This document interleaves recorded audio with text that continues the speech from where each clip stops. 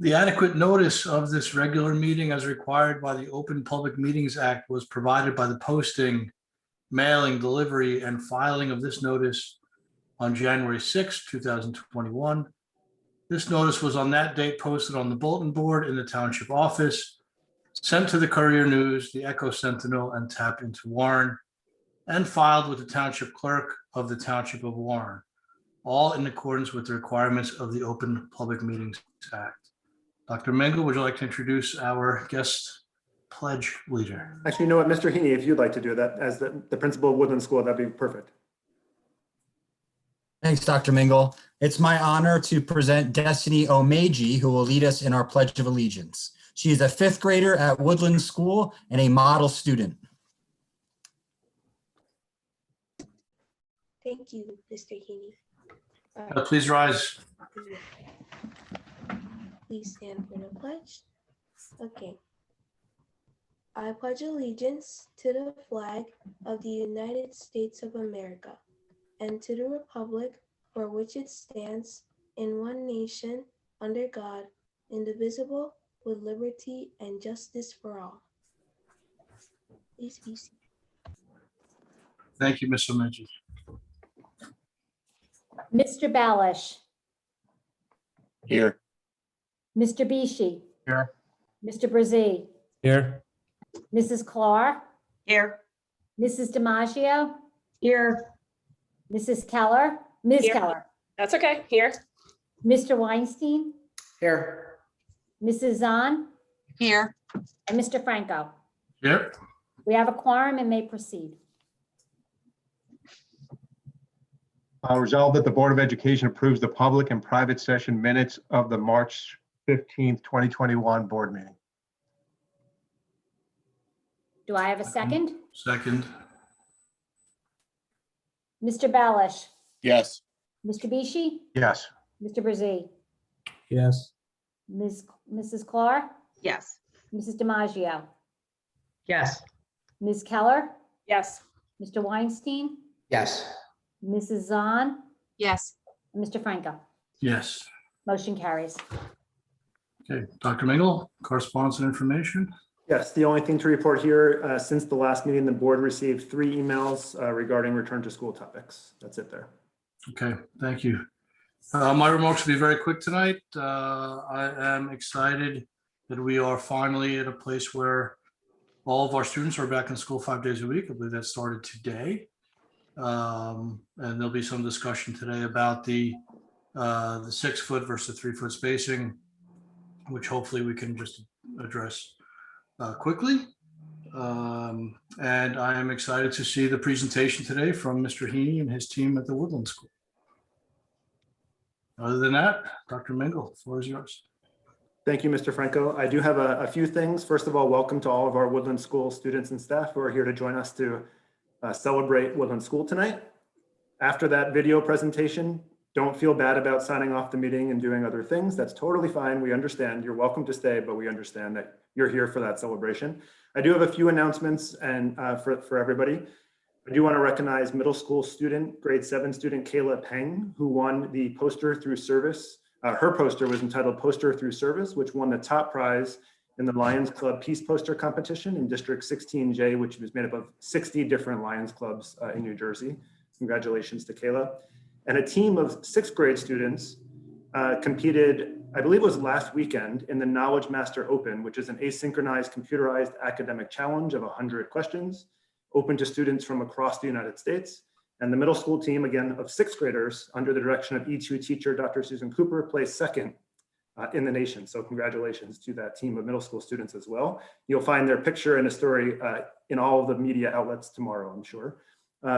A couple of other things I wanted to mention. I did want to highlight, as the board knows, that our Director of Special Services, Derek Ressa, successfully defended his doctoral dissertation and is now Dr. Derek Ressa. This is always a huge amount of work, but especially during a pandemic, it's quite a bit of a challenge to go through the work and the research. That research was home research, and that will be shared to the board as well over the course of the next few months. And some agenda items, not return to school agenda items, just general agenda items I wanted to mention. Item A2, there's a revised calendar, which might seem odd to people, so I just want to highlight what that means. After spring break every year, once we know how many snow days we've used, we adjust the calendar to announce when the last day of school will be. This calendar will make the last day of school Thursday, June 17th for this school year. We also, a couple other things, item A4, New Jersey Quality Single Accountability Continuum, New Jersey CUSAC. For those not living and breathing Board of Education governance, you may not know that the state of New Jersey has an extremely rigorous review process for how we operate as a school district that happens once every 3 years. I'm proud to say that the scores that are on the agenda are the highest scores we could possibly earn given the criteria. It means that the Warren Township School District has been designated as high performing for the next 3 years.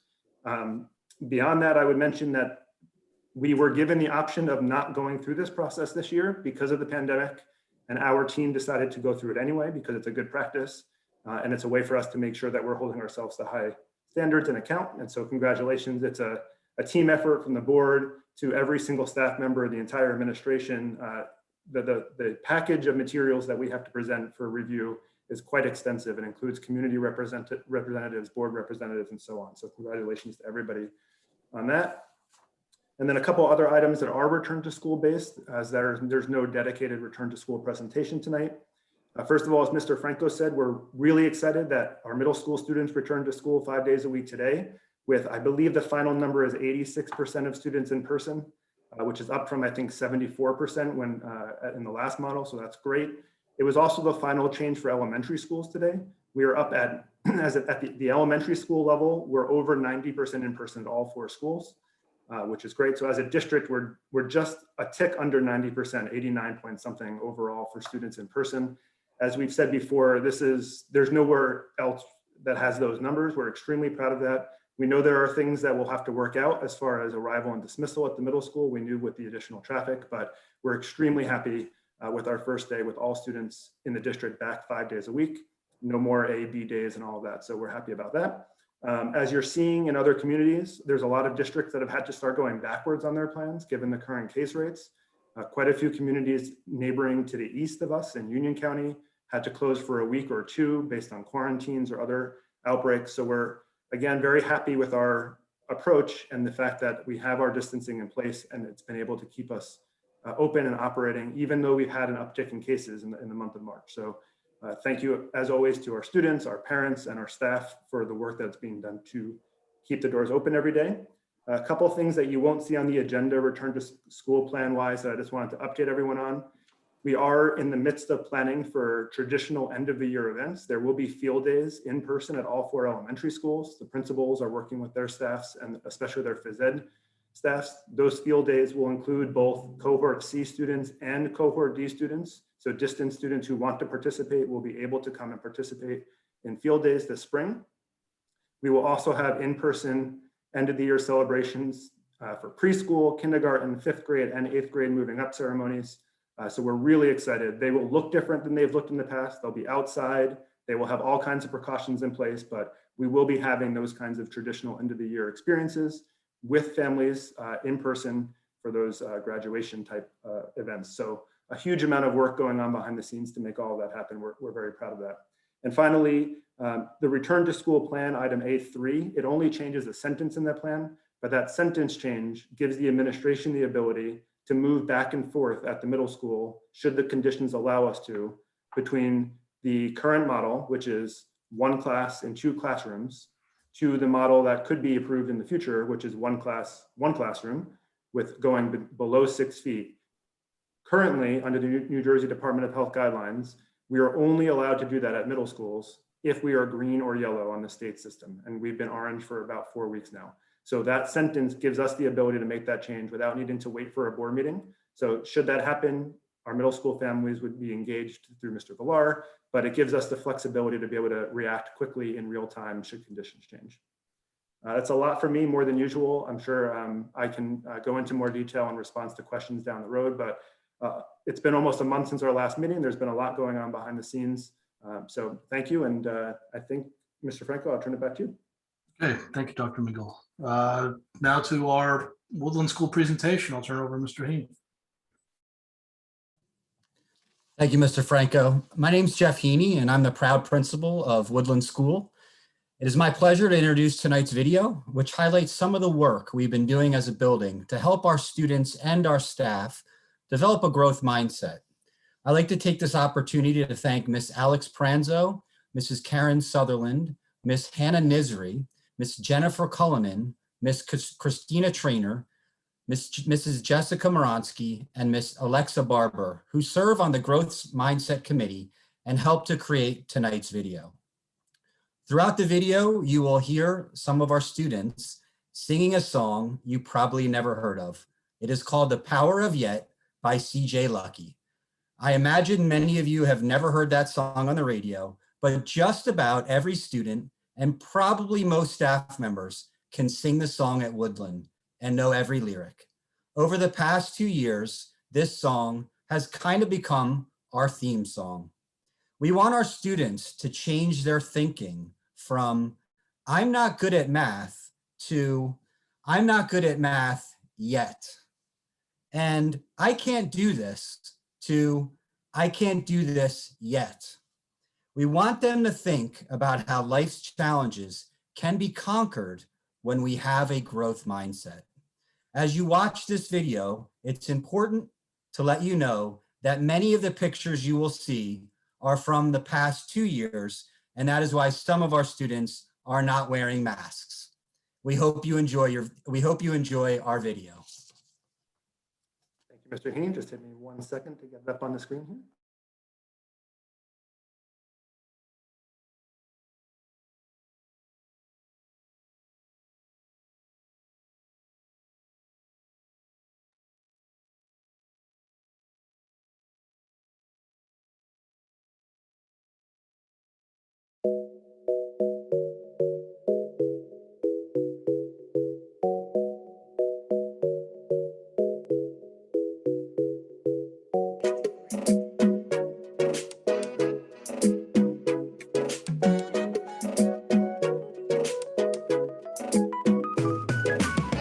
This is the power of yet. Don't you settle for less. If you just give your best, then you will have success. This is the power of yet. Don't you settle for less. If you just give your best, then you will have success. YET, this is the power of yet. You may not get This the problem. is the power of yet. Don't you settle for less. If you just give your best, then you will have success. This is the power of yet. Don't you settle for less. Good evening. My name is Miss Pranza, and I am the school counselor at Woodland School. As Mr. Heaney just shared, all students and staff members at Woodland are working together to foster a growth mindset. A growth mindset is when people believe that their intelligence, abilities, and goals can be developed with effort, learning, and persistence. In the 2019-2020 school year, we kicked off our growth mindset theme by teaching students that everyone has the ability to learn. Students, as well as staff members, reflected on something that they have struggled to learn and what steps they took to overcome that obstacle. Throughout the last 2 years, the lessons continue to educate all about the value of a growth mindset. We have learned that when you exhibit a growth mindset, you embrace challenges. You learn from your mistakes. You ask for help when needed, and that it's okay to ask for help. You experience new opportunities, set goals, and most importantly, believe in yourself and that all that you can achieve. Now let's take a look at all the amazing growth mindset opportunities that Woodland School has participated in.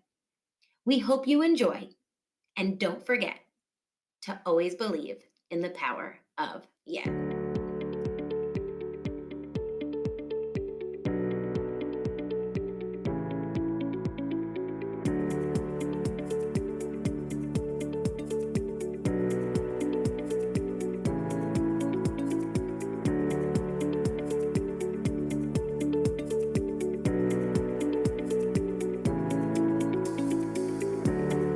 My favorite growth mindset lesson had to have been the power of positive thinking from January of last year. The theme of the lesson was for students to understand the importance of reflecting on things they are proud of, whether it be related to something academic, social, or emotional. But we really had the students focus on something they are proud of from that day or the week, rather than something from their lives in general. The students were shocked at how much they could be proud of if they stopped and took a moment to think about it. It turned into this ripple effect of everyone in the class sharing what they were proud of, not only on the strips of paper they received, but asking each other and hearing everyone's accomplishments, big or small. The lesson really came together when we connected our paper strips that included all of the positive thoughts and reflections the students came up with. And we got to see how long our positivity chain became. In that moment, I remember how it really clicked for the students, the importance of thinking positively, celebrating each other's successes, and taking a moment to reflect on what they are proud of in their daily lives. This is what growth mindset is all about.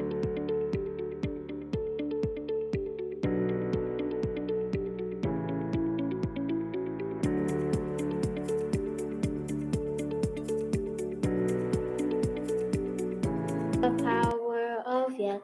Don't you settle for less. If you just give your best, then you will have success. This is the power of yet. Don't you settle for less. If you just give your best, then you will have success.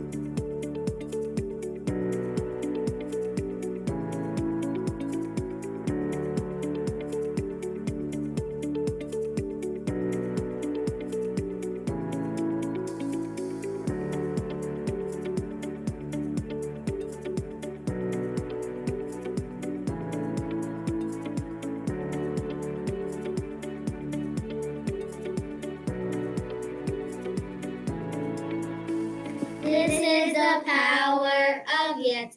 Don't you settle for less. If you just give your best, then you will have success. This is the power of yet.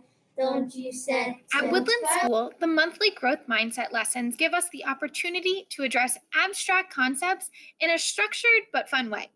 Specifically in the primary grades, these lessons allow teachers to focus on one topic at a time and facilitate discussion with kid-friendly language that is so important. In February, our theme was, "What's your silver lining?" My students love drawing, coloring, and writing about all of their positive thoughts, memories, and people that make them smile on a daily basis. To help us stay positive throughout the month, we hung up our creations all around the classroom for a little reminder of looking for the positive in a difficult situation. Here's an example of one of my students' work that we had hanging in the classroom to remind us.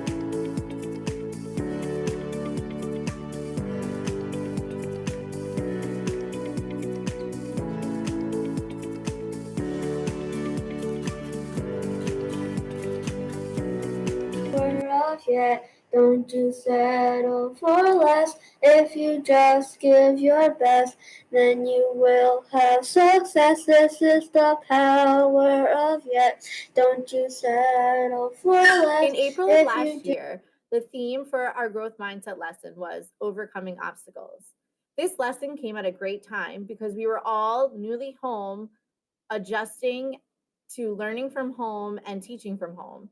So the students were able to reflect on recent obstacles that they had just overcome or were still working towards overcoming in a more positive light. We were able to have discussions about different ways that we can say things using a growth mindset, different ways we can think about things using a growth mindset. And it was a great way for the students to connect with each other and also to connect with me, because it really showed the students that I too have to use a growth mindset to have a positive outlook and experience. The students enjoyed having these discussions, and I really felt like it was a great way for the students to come together and share experiences of what they were experiencing during that difficult time.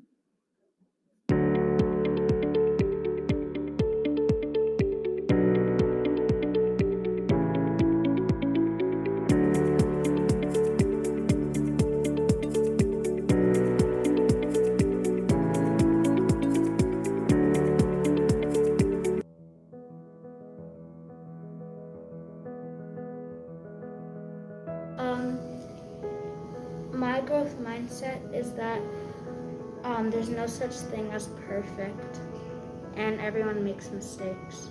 I practice my growth mindset by learning my math facts. A growth mindset means to me learning from my mistakes. I show a growth mindset by trying my best. First, practice reading, and second is keep on trying. And deep breaths. A growth mindset means to just try until you do it. A growth mindset means to me to never give up and be always kind to people. A growth mindset means to me that I ask for help when I don't understand something. It means every time I fall down on my bike, I get back up and try again. I think a growth mindset means to me is that to work hard through things, never give up, and try my best. Growth mindset means to me that when things are rough, just put a smile on your face. Growth mindset means to me, you never give up.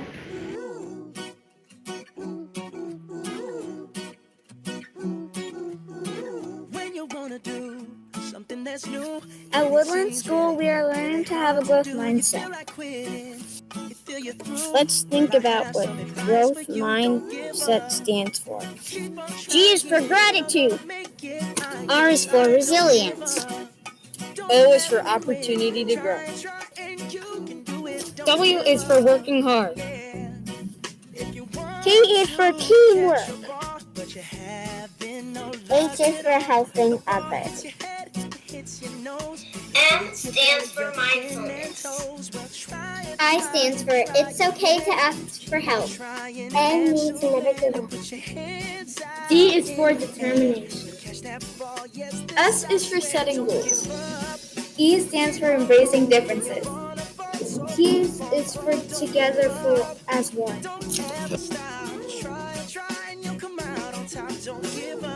Do you have a growth mindset like we do?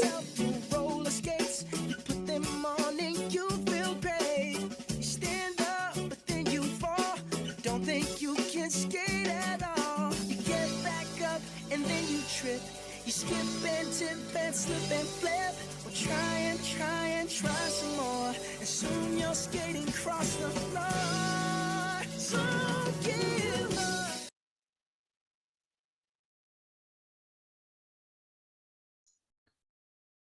Well, thank you very much. I think a growth mindset is something that probably we all can strive to have even as us old folks get set in our ways. Maybe it's time to remind ourselves that having a growth mindset is something we should continue to do even as we get up there in age. So thank you very much.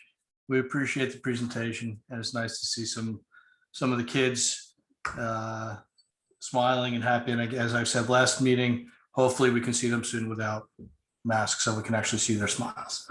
So thank you, Mr. Heaney, and your entire team. We appreciate it.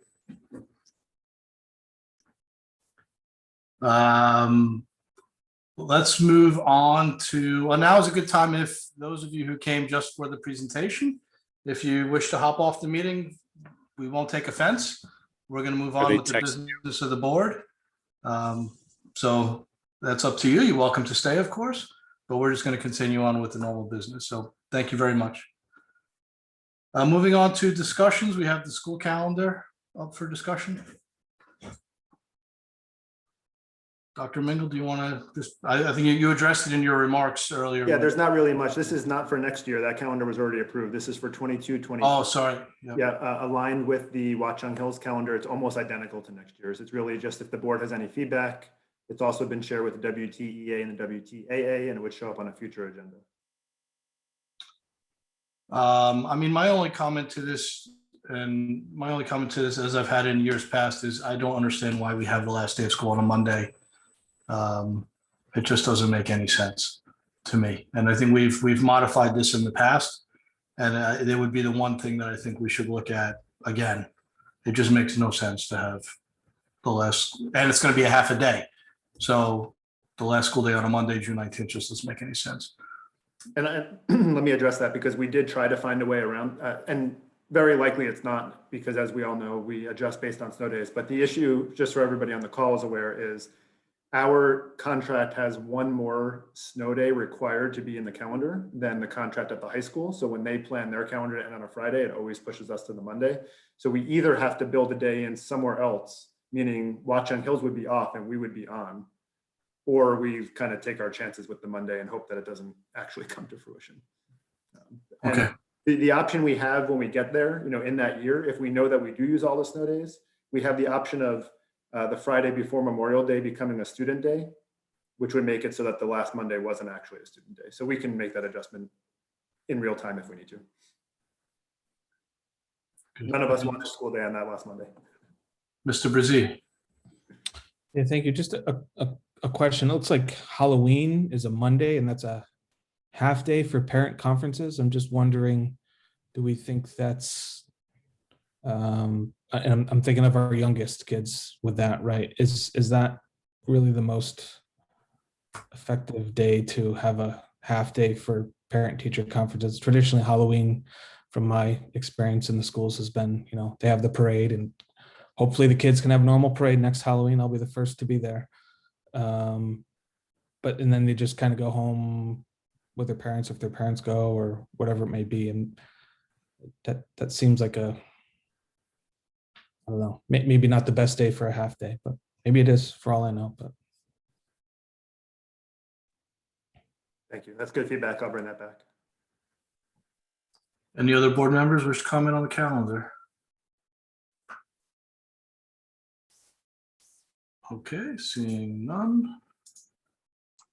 All right, let me go back to the agenda. I lost it somewhere. What's the next item on the agenda? I gotta find it. Committee reports. Committee reports. Thank you. Do we have any committee reports? Mrs. Zone. Yes, I have two, actually. I'll start with the Personnel Committee, which met on March 15th. We had a fairly short agenda. We went over the non-aligned salary recommendations. The memo with regard to those recommendations was attached to the agenda. If you have any questions, you can reach out to me. The second item, and the only other item that we had on the agenda, related to a request from the high school to share a transportation director, and the committee did not support sharing that position with the high school. The other update I have, it's a real pleasure to offer this one, is with regard to the Warren Township Education Foundation. They have been kind enough to include me in their weekly updates, and an impressive amount of work and progress has been done in a very short period of time since this was last raised at the last meeting. A board for the Warren Township Education Foundation has been formed. The president of the board is Heather Silver. We have two vice presidents, Daniel Crozin and Danielle Later, Secretary Jessica Badia, and a new party to this effort, the treasurer, Adam Goya. Mr. Goya was of instrumental assistance to the Education Foundation in addressing their reviving and reestablishing their tax status. Submission of that paperwork for the reorganization and reestablishment of tax status has been submitted and is awaiting approval.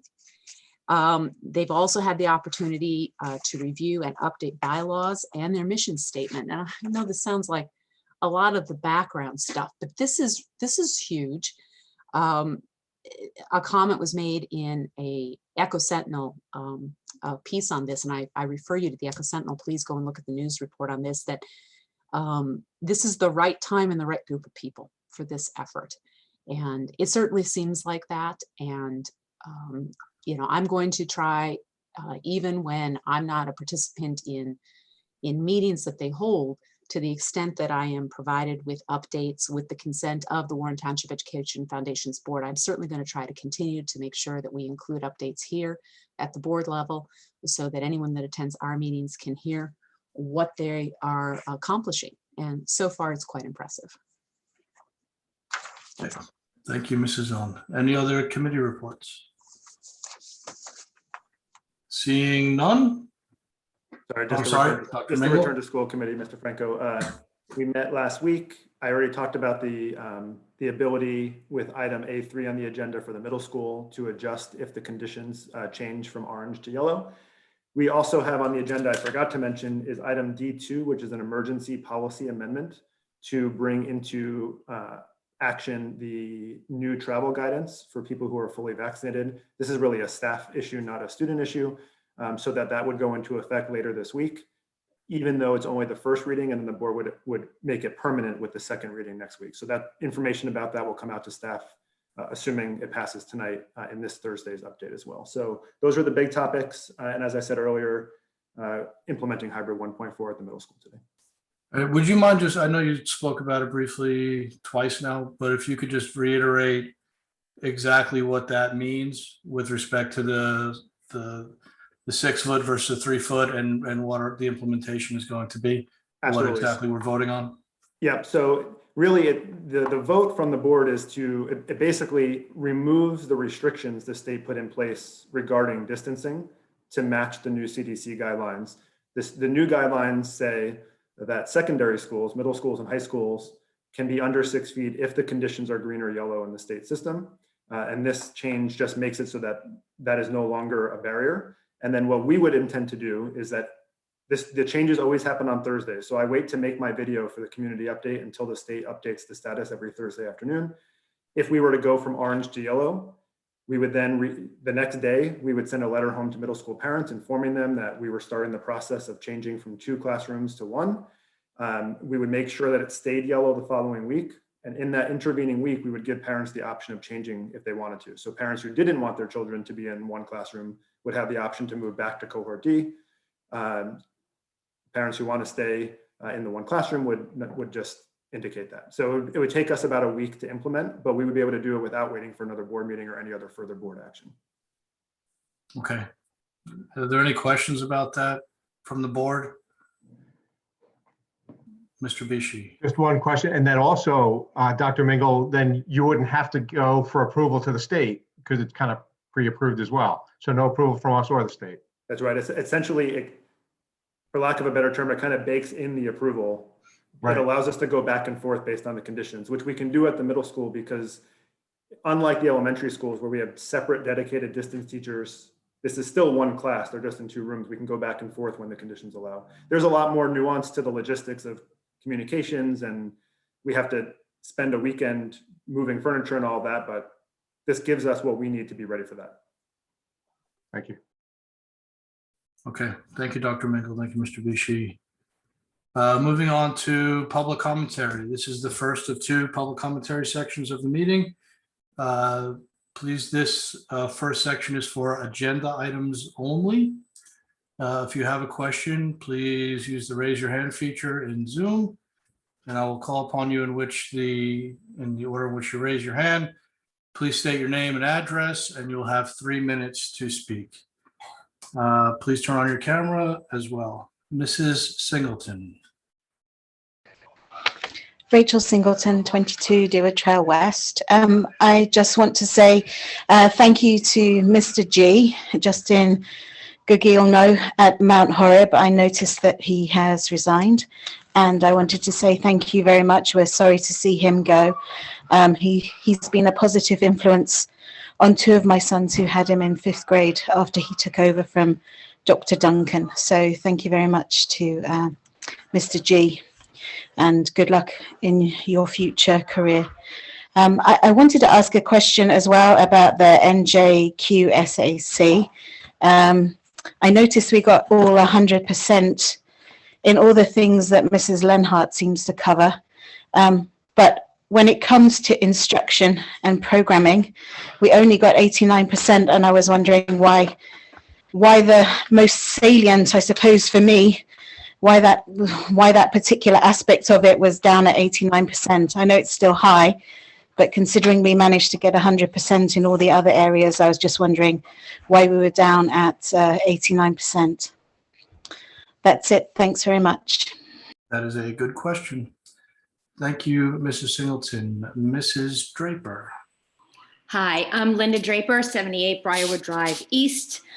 Regarding the 3 feet, I understood everything that was just said, but on the CDC guidelines, I just wanted to read one thing. Middle school students and high school students, oh, I'm sorry, but I don't want it to take away from my 3 minutes, should at least be 6 feet apart in communities where transmission is high if cohorting is not possible.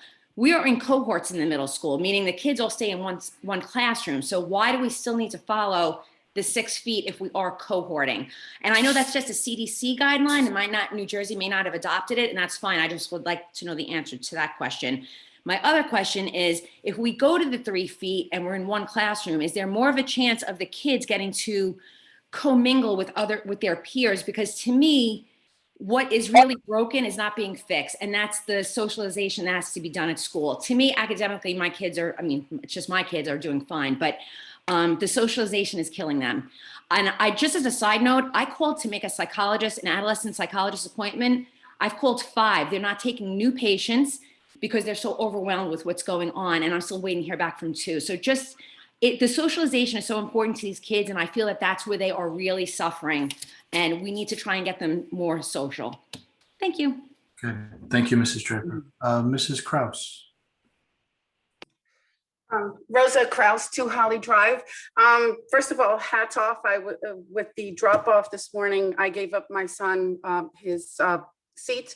If I could just make a recommendation, maybe we could get a police officer in the morning on the corner of Old Sterling Road and Wyman Road. It was just very dangerous. It's very hard to get out. Oh, really? Living in the area, people just drive by.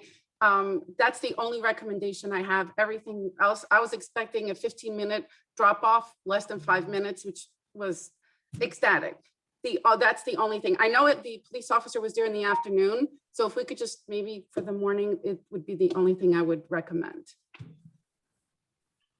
Okay, thank you, Mrs. Kraus. Dr. Mingle, there were 2 or 3 questions there. Yep, absolutely. So New Jersey CUSAC, and I wholeheartedly feel the same thing you do about that question. We would love that number to be higher too. All the fiscal management, governance, operations personnel are fully within the district's control in the sense that we have to show that we do X, Y, and Z, and as long as we're complying and doing a job, we get the points. In instruction and program under the new New Jersey CUSAC, we're the first district in the county to go through it. It is based on standardized assessment results and student growth on those standardized assessment results. And as you know, we didn't have standardized assessments last year. So it's based on the 2018-19 New Jersey SLA results. And so I don't have the whole breakdown in front of me, but it will be published on the district website once the state finalizes it. So you can see exactly where the points came from. But it goes to, unless 100% of your students passed every single standardized test and 100% of your students grew from one year to the next, you can't get 100 in that section. But that'll all be published on the district website as soon as it's final from the state. As far as yes, the CDC guidelines would have allowed us to make that change at the middle school sooner, but the New Jersey Department of Health didn't adopt that piece. What it said was only when it's green or yellow. So they put a caveat on secondary schools, which is what we're talking about, to make sure that we're flexible enough to respond when that happens. And certainly if you have more people together, there's a better chance of, there's just a different group that you can interact with. But we are working on other ways to do that as well. But yes, that is the difference between the CDC and the NJDOH. And although it wasn't exactly a question, we totally saw the same thing this morning as far as that intersection that's on our list of our checklist of follow-up items. So I'm glad that the experience was positive though, because we know that arrival can be a challenge in general, never mind when you add, I think Mrs. Lenhart will know better. I think we had 250 cars at arrival this morning, which is significantly increased over what it would have been last week. The number was 205, but we figure we had about 250 students because so many cars had 2 students. Thank you. Okay, thank you, Dr. Mingle.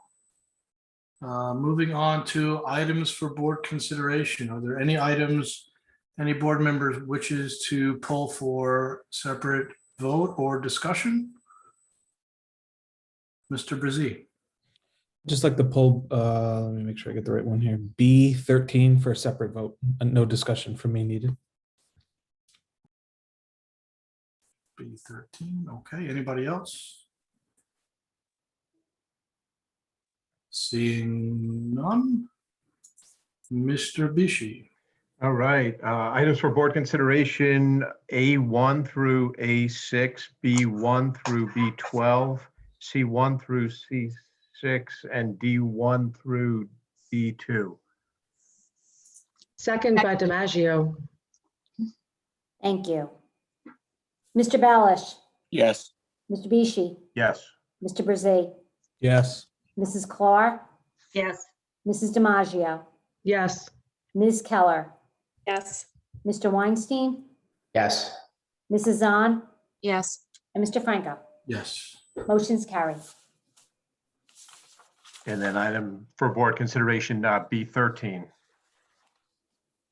Second again by DiMaggio. Mr. Balish, Yes. Mr. Bishi, Yes. Mr. Brzee, Abstain. Mrs. Clark, Yes. Mrs. DiMaggio, Yes. Ms. Keller, Yes. Mr. Weinstein, Yes. Mrs. Zahn, Yes. and Mr. Franco. Yes. Motion carries. Thank you. Moving on to unfinished business. Mr. Bishi. Yes, so I just wanted to mention that the Warren, Watchung Hills Regional High School has established a regionalization committee, as we discussed maybe 2 board meetings ago. They're hosting a regionalization meeting with Mark Magyar, who is the Deputy Executive Director of the New Jersey State Democratic Office, to discuss the regionalization legislation. So they'd like to open that meeting up to all 5 possibly affected boards of education, but we cannot have a quorum there.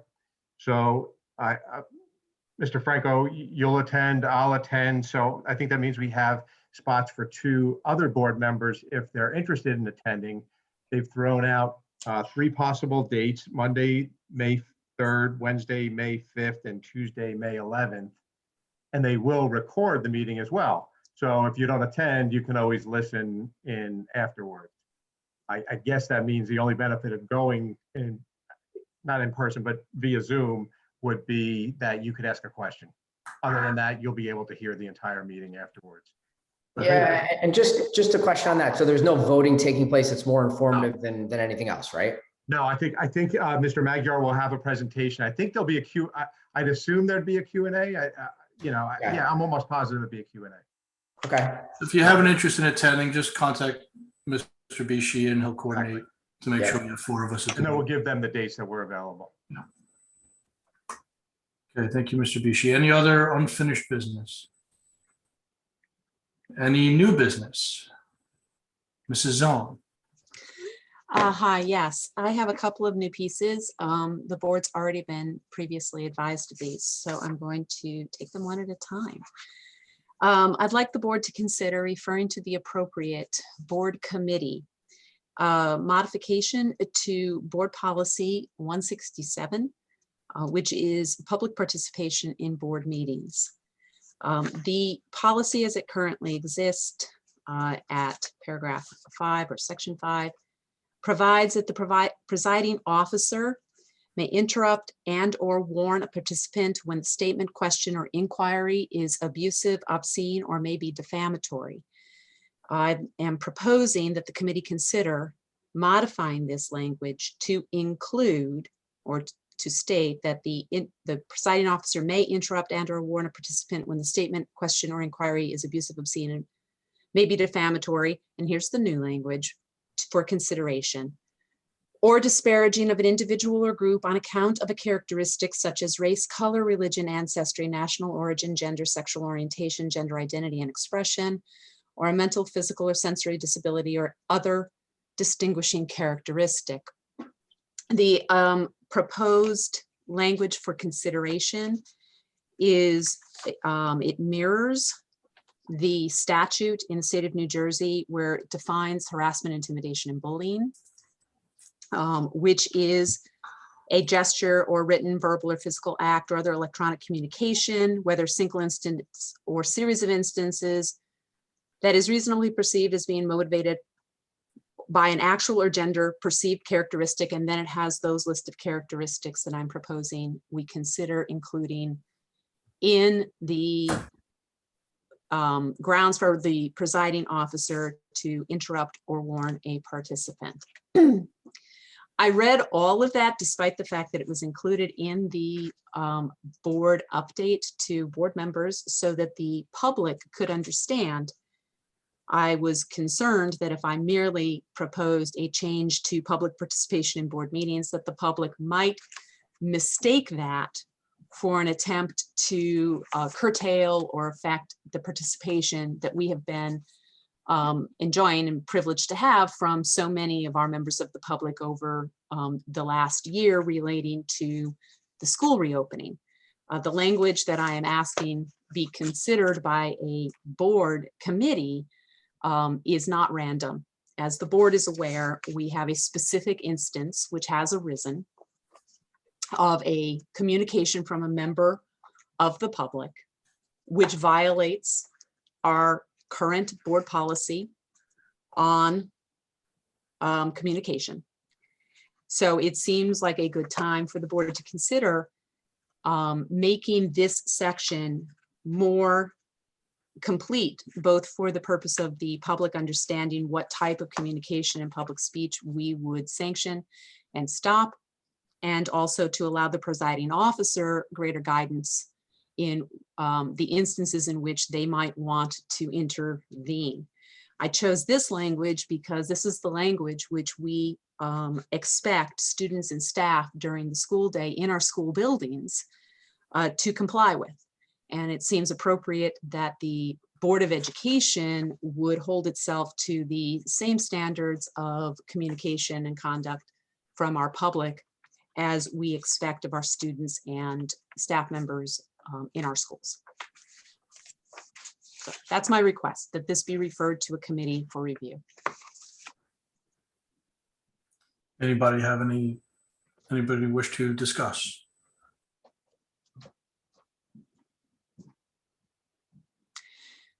May I make a motion? Of course.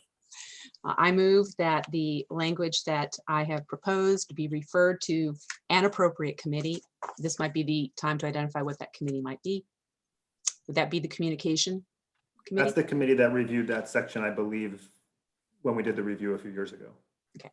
Then I make a motion that this proposed new language be referred to the communications committee, that's curriculum and communications, for consideration of a change to board policies. Board policy specifically board policy 167. Second. That was Ms. Clark. Thank you.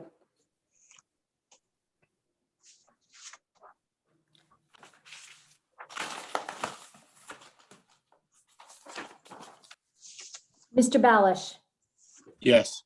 Mr. Bishi, Yes. Mr. Brzee, Yes. Mrs. Clark, Yes. Mrs. DiMaggio, Absolutely. Ms. Keller, Yes. Mr. Weinstein, Yes. Mrs. Zahn, Yes. and Mr. Franco. Yes. Motion carries. Okay, thank you. Thank you everyone for their patience and attention. I have a second item. I'm just going to read the email which I sent to the administration so that the public understands what we're talking about. Following our last meeting, I did write, I believe that we will be returning to in-person meetings soonish. As we prepare for that eventuality, the board should probably revisit again the question of whether or not we will videotape our meetings. Due to pandemic restrictions, we now tape and publicly provide complete records of our meetings. Doing this during normal operations was considered and rejected by the board in September of 2019 when it was last discussed. At that time, representatives of the Echoes and Tap Into Warren would routinely use their phones to videotape portions of our meetings and include those clips in their reporting. These once ubiquitous clips have all but disappeared from local reporting as more complete video records have been made available. I think that circumstances allowed us to essentially pilot the idea of complete video records. As we prepare to return to in-person sessions, we should probably address the question of now what? An additional consideration, of course, relates to remote public access to our meetings. A roadmap for this discussion would be helpful so that we can seamlessly return to in-person meetings with clear messaging about how that will look for members and for the public. That's the email I sent. I will say I raise this now because we are beginning to turn our attention towards what a complete return to operations of our schools will look like. It seems an appropriate time to also turn our attention to what return to board meetings look like. Additionally, we are currently operating under some state guidelines that allow us to be remote.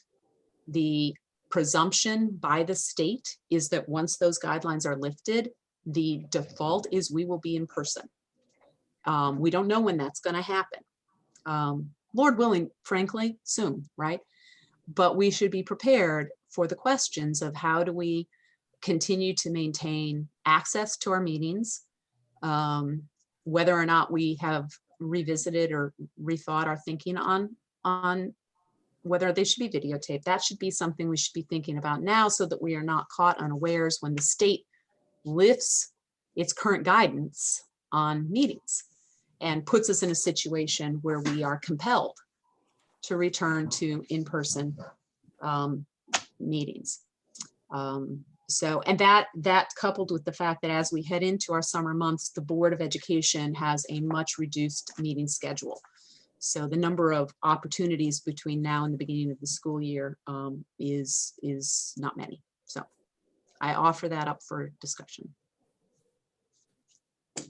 Anyone wish to discuss? Mr. Bishi. I don't know, just to get right to it, I'd like to continue Zoom meetings as well. I don't know if that's in the scope. I don't know if it's just, will we record our meetings at the middle school like we used to do or not?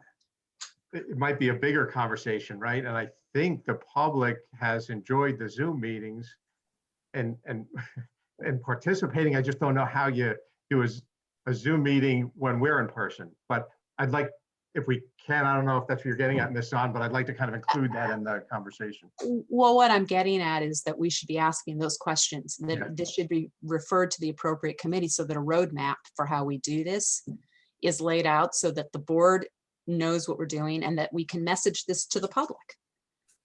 With the Zoom access certainly being part of that consideration, but I think we need a smaller group of this body in one of our committees, probably again, the communication committee, or perhaps the ad hoc return to school committee, to review what a resumption looks like for us.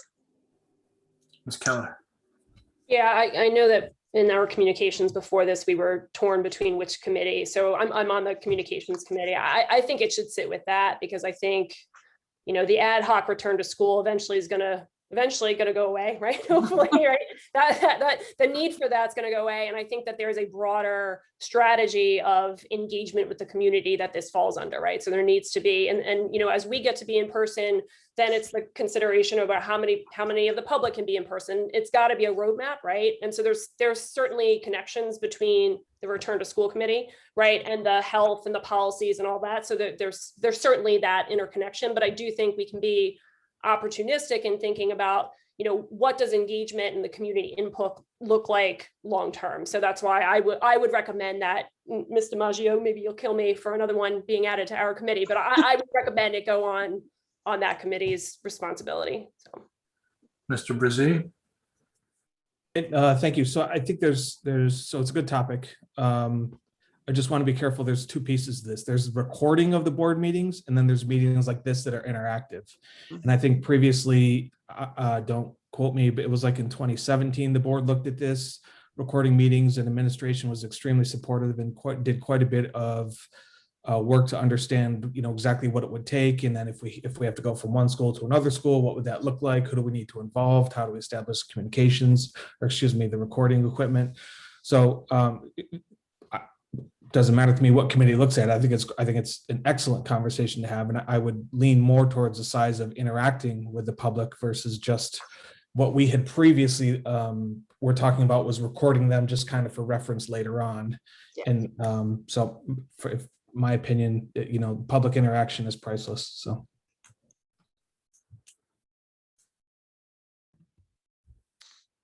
Yeah, I would just like to make a comment as well. I think that's a good point about being two separate things, right? The recording and then the interaction of the actual meeting.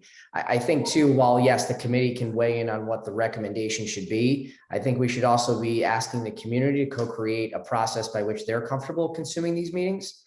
So if we make the decision in a vacuum about what we think is best without the community, at least through survey or whatever it is, I think it's a little dangerous to make a decision on how they would actually be consuming our meetings without their input.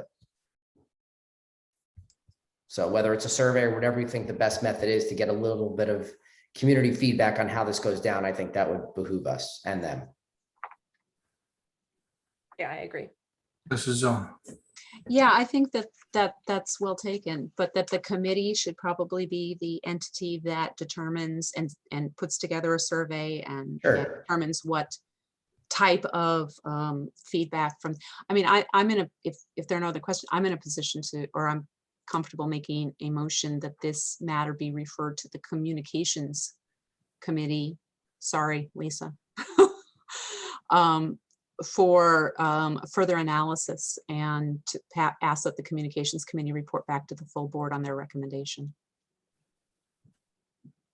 Second. Can I just make sure that I've caught the intent? Resolve that the Board of Education hereby tasks the communications committee with a review of board processes, including recording and public participation in advance of a return to in-person meetings. Yeah, I think that works. Thank you. And that was Mrs. Zahn, and I believe someone else made a second. Keller. Ms. Keller, yep. Ms. Keller, sorry. It's okay. I've been called worse. Don't worry about it. Thank you. Okay. Mr. Balish, Yes. Mr. Bishi, Yes. Mr. Brzee, Yes. Mrs. Clark, Yes. Mrs. DiMaggio, Yes. Ms. Keller, Yes. Mr. Weinstein, Yes. Mrs. Zahn, Yes. and Mr. Franco. Yes. Motion carries. Any other new business? Okay, seeing none, we're moving on to our second set of public commentary. This is for any topic you wish. Same rules apply as the first public commentary. You'll have 3 minutes to speak. Please turn on your camera, state your name and address, and you'll have 3 minutes. Use the raise your hand feature in Zoom, and I will call on you in the order in which you raise your hand. Right now, I don't see any. Mrs. Pucci. Or Mr. Pucci. Hello, can you hear me? Yes, we hear you. Sorry, I'm in the car, so I don't think I could get my camera. I'm trying to go in between the two screens. 33 Washington Valley Road. Just a quick commentary on this conversation that Mrs. Zahn brought up, and then I think Mr. Weinstein, brought up a great point of why don't we do a one question survey of what the public will prefer first, and then maybe then the communications committee could work on based on the feedback of the public. I think sometimes if we're working on communication and making it better, I think it'll be better off finding out what the public, the majority of the people who want to attend the meeting as well, what they will prefer, and then bring it to the communications committee to make it happen, or to see if it's feasible. That was just my commentary. Thank you so much. The communications committee is going to be the one to have to come up with the survey question, so they're going to have to drive the ship. Mrs. Armayo. Hi. I'm in the car. Hope you can hear me as well. We hear you. Great. I'm picking up my son from Boy Scouts here at the school at the Elks Lodge. They've done a great job with the Scouts. Jennifer Armayo, 24 Briarwood Drive East. My comment tonight is in regards to communication also. In Dr. Mingle's return to school community briefings that he sends out, at the bottom of that document, it says, where do I go for assistance for classroom-based issues? And there's a chart there. I sent out an email to the middle school requesting a meeting with administrators and teachers at that school on February 23rd. I never received an email back. I then again sent another email to 7 teachers, administrators, principals, curriculum director, superintendent, asking a question about how teaching was going in 7th grade social studies and why we're continuing to use YouTube videos to teach. I never received an email back from anyone from that April 6th. So my question to you is, what's the expectation of teachers or administrators replying back to parents when they send an email? And I've exhausted that chart of who can reply back to me at this point. It seems to me, that no one can answer me because maybe there's some concern that I'm correct in this, that they shouldn't be using YouTube, and no one can get back to me why we're still using it at this point of the school year. I also like to extend my thanks to Carol Brown, who has been instrumental in connecting with my son this year. She met him where he was and has really brought him on a path to success in the past month. She has done a stellar job doing what she's doing at the middle school, and I can't thank her enough for her dedication and actually caring about my son and making an effort to really reach out to him continually. My last comment is, which I didn't get to ask in the first public commentary about the school calendar, but why does Warren Township always seem to connect spring break to Easter? There's many other districts in the area that have their spring break a little bit further apart from Easter, and I'm not quite sure why we continue to do that year after year. Thank you. I'm not sure if you want Dr. Mingle to respond to your personal issue on this meeting, or if you'd like him to reach out to you separately, but that's your call, I guess. But if you did not get a response since February, then that would be unacceptable. So either that is your choice how he responds, either publicly or to you directly. He was copied on my April 6th email, but I would like a courtesy of a reply or just a general. What's the teacher's or the administrator's time frame to get back to someone? You know, my husband's a physician. Sometimes he has to get back to someone within seconds or minutes, a reply. When I worked in corporate world, I had to finish business by the end of the day when someone needed information. I think waiting almost 2 months to get back to me and then another almost 7 days here for the April 6th date is unacceptable on my part. I just wondering, where do I go? I've exhausted that chart. Okay, we'll get a response. Mrs. Singleton.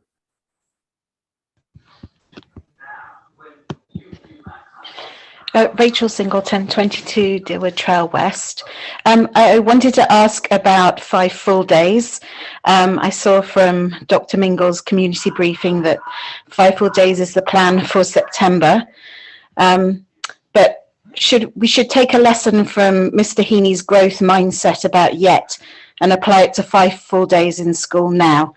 Kids are not eating in school yet.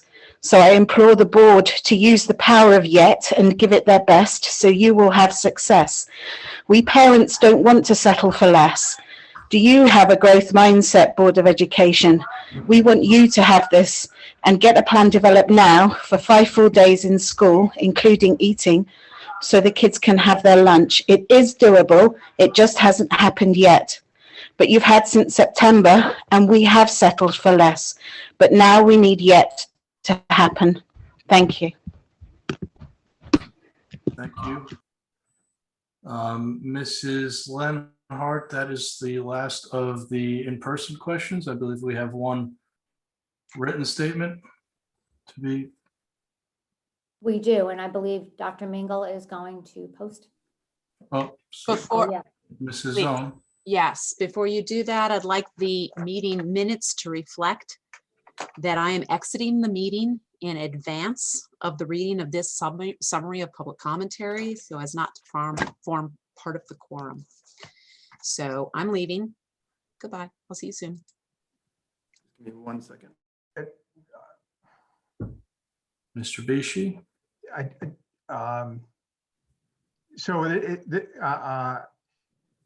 I'm uncomfortable. I don't agree with the outside counsel's interpretation of the letter. So although I'm not leaving, I don't think I'll leave. I just want to make it clear that when counsel says the board thinks this, it's not the full board. I, for one, am not in agreement with counsel's interpretation of the letter that we're going to post. Okay, Just for the record. fair enough. The letter's going to be shown on the screen, so. Yeah, so not the read it. letter. Constituents letter is a constituents letter.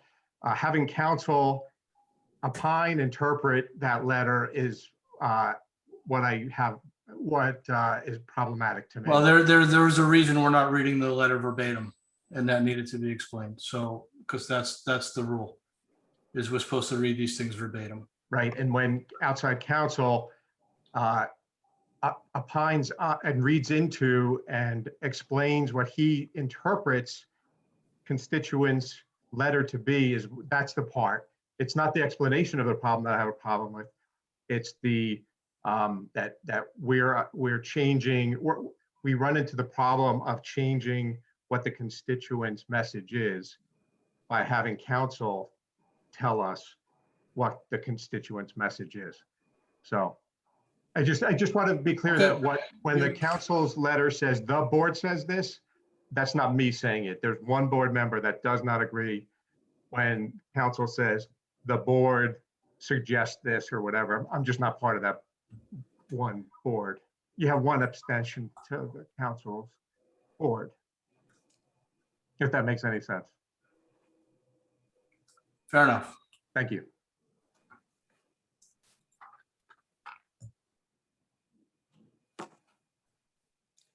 By letter dated March 4th, 2021, the Board of Education received a public comment from Margaret Ferranda of Sunrise Drive, Warren, New Jersey, 07059, to be read aloud during the public comment portion of this meeting.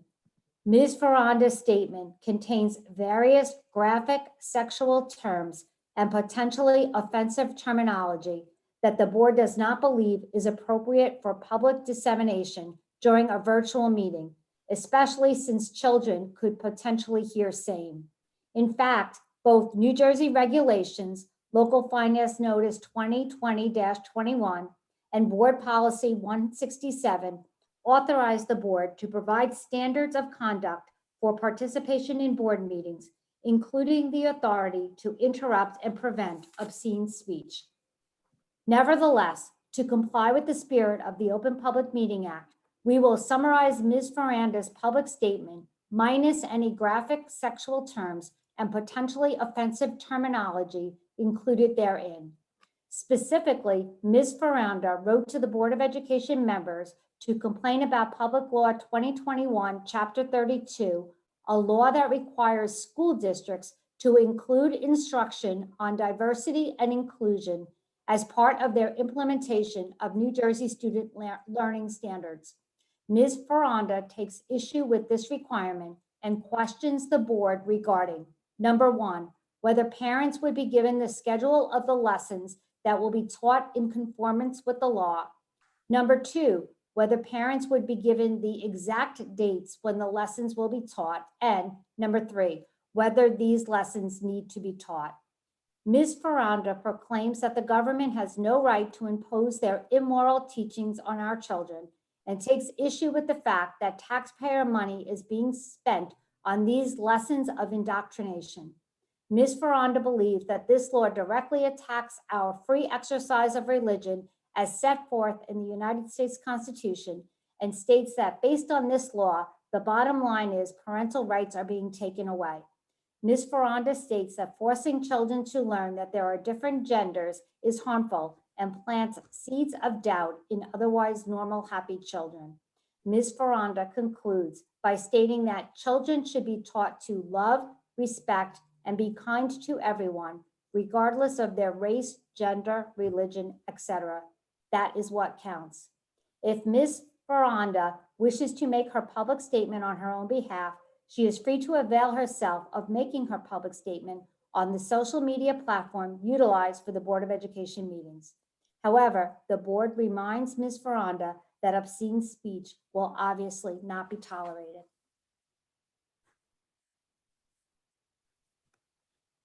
Okay. If I Mr. believe Franco, I that's can the address end of the, public commentary, Dr. Mingle. Yes. Generally speaking, as far as the chain of command goes, the guideline is that you reach out to the individual teacher who it is about first. And then if that is not successful, meaning it doesn't resolve the issue, or I guess it could mean if the person doesn't respond, you then would go to the building principal. If it's a curriculum and instruction issue, you then go to Mr. Kimmick. And if you're it's still unresolved, then you come to me. So that's the general chain of command. Certainly our expectation is that a teacher is responding to that within about 48 hours. If that doesn't happen, that's when you would escalate up the chain of command. The area, and Mrs. Armeo, I'll make sure that somebody is in touch with you tomorrow about your question. One of the areas that sometimes leads to confusion or a lack of response is when an email is sent to many people at once. There becomes confusion about who's going to respond. Is it the person at the lower end or the higher end? So we always recommend, especially if it's a concern about one individual teacher, that it is sent to that one individual teacher first to give them a chance to respond. But I'll make sure somebody's in touch tomorrow. And would you let me know if she really got no response since February? Yep, I'll look into it. Thank you. You're welcome. And then I think the other item, about spring break. So we tie our calendar to the Watchung Hills calendar, and I guess we could take that feedback as well. I guess there's really two questions. One is, would the Warren Township community be open to our calendar not aligning with them, and then potentially pre-K-8 students having a different spring break than high school? I've always assumed the answer is no, that we wouldn't want those to be misaligned. The other option then would be to advocate to the high school. All the sending districts follow the high school because it's the easier way to do it. I can't answer why they always tie it to when Easter falls, although that is common with some exceptions around here. But certainly that's feedback I'm sure they'd be willing to take as well. They have a public discussion just like we did about calendar development. And the question about using 5 days or the comment, I mean, that's something that the board's ad hoc committee can discuss as well, but that is what we're planning for September. And we talked a little bit about the challenges and reasons for what the difficulties would be to do that right now at the last meeting. But that's certainly the next thing now that we've brought back all students 5 days a week, and we've come up with the protocols for end of year celebrations. Okay. Thank you, Dr. Mingle. I believe that's the end of our public commentary. Moving on, we're going to executive session. Whereas the Open Public Meetings Act, New Jersey SA 10-411 permits the Board of Education to meet in closed session to discuss certain matters. Now, therefore, be it resolved, the Board of Education adjourns the closed session to discuss a collective bargaining agreement and/or negotiations related to it and specific prospective or current employees, unless all who could be adversely affected request an open session. Action will not be taken upon return to public session. The full length of the meeting is anticipated to be approximately 30 minutes. And be it further resolved, the minutes of this closed session be made public when the need for confidentiality no longer exists. Do I have a second? Second? Was that Mr. Franco? Yes. Thank you. Warren Township Board of Education members only. All those in favor say aye. Aye. Opposed? Abstentions? The board will now go into executive session. So this will take me just a couple minutes. If when the board comes out of executive session, we'll let anybody back in out of the waiting room. If there's anybody still there, it'll just be for the adjournment, but we'll make sure that we do that. Just give me 1 second. Board members, we're going to try something a little bit different this meeting. I'll explain why. We're going to go into a breakout room. That way, if there's a decision that the board needs to discuss anything without me present, I can leave that room and you can meet without me present. So we're going to that's the best way for us to do it without making a separate meeting.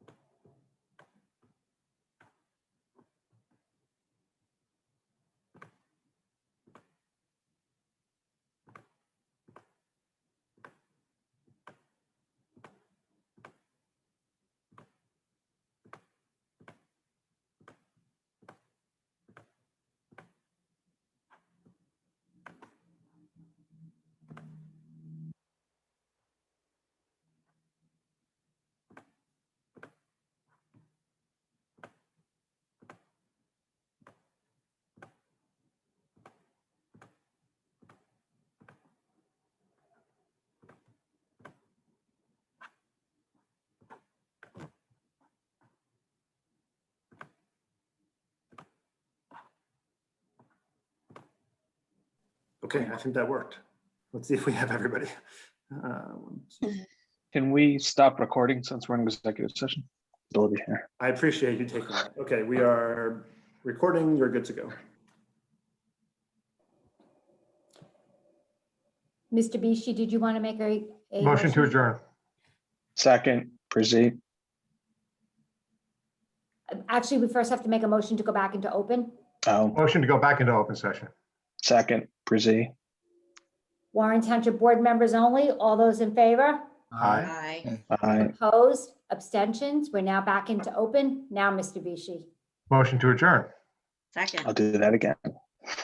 Warren Township Board members only. All those in favor? Aye. Opposed? Abstentions? Have a wonderful evening, everyone. Thank you, everyone.